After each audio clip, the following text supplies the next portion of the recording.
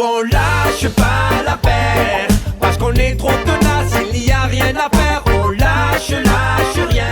Bonjour, lundi 10 octobre, petit retour sur le CSE avec plusieurs points à l'ordre du jour et notamment la mise en place du logiciel Prado Connect pour les CAM, les conseillers de l'assurance maladie. Ce logiciel devrait être intéressant pour les nouvelles fonctionnalités qu'il prévoit, par contre il sera déployé en 2 temps. La première phase aura lieu du 13 au 16 octobre alors qu'il faudra attendre courant 2023 pour la version 2. Alors première question de la CGT. Puisque l'outil précédent a été utilisé depuis près de 10 ans, pourquoi se précipiter? Pourquoi ne pas faire la montée en charge en une seule fois avec une version définitive?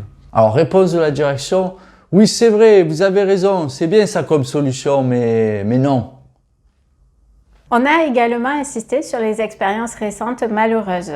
Lors de la mise en place de Atempo sur le service RocoAT, il y a eu un énorme couac. Les collègues ont été contraints d'abandonner Orphée pour saisir avec Atempo, mais celui-ci ne marchait pas et ils ont dû basculer en urgence sur Progrès alors qu'ils ne l'avaient jamais utilisé et tout ceci à la va-vite et sans formation. On a été obligé d'expliquer que ces incidents ainsi que le manque de préparation de ces migrations informatiques ont un impact négatif. D'abord sur les conditions de travail des employés et cadres de la prod, donc sur les délais de traitement et à l'arrivée sur nos accueils avec un nombre important de réclamations et une surfréquentation. Enfin, les remontées du terrain sont claires. Ce logiciel Prado Connect ne répond pas aux attentes des agents et en plus, il provoquera un temps de saisie plus long.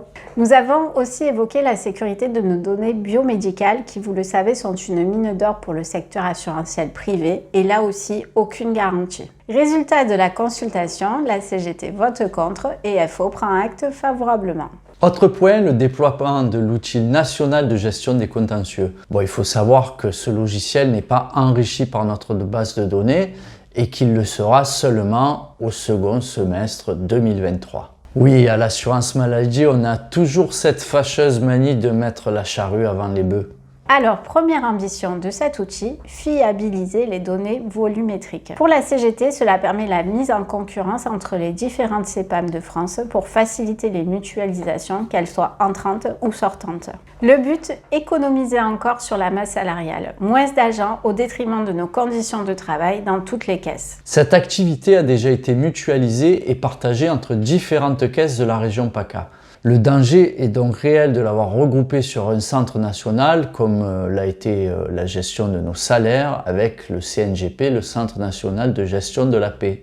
Le DG a dit qu'il ne s'agissait pas du tout de ça. Mais bon, nous on n'est pas naïfs, la suite on la connaît. Donc la CGT vote contre, mais FO vote pour. Sur la mise en place du langage naturel à la plateforme téléphonique des professionnels de santé, la PFS-MDA, les réponses à nos questions ont été plutôt rassurantes. Le retour de la phase de test et le maintien d'une certaine polyvalence permettront la formation et la montée en compétences, tout en ne cantonnant pas les agents expérimentés aux activités les plus lourdes. La CGT vote pour et FO aussi. Enfin, nous avons également voté pour le rapport de situation entre les femmes et les hommes dans l'organisme, surtout pour souligner le bon travail fait par nos collègues et malgré que l'outil national fourni clé en main soit clairement inadapté.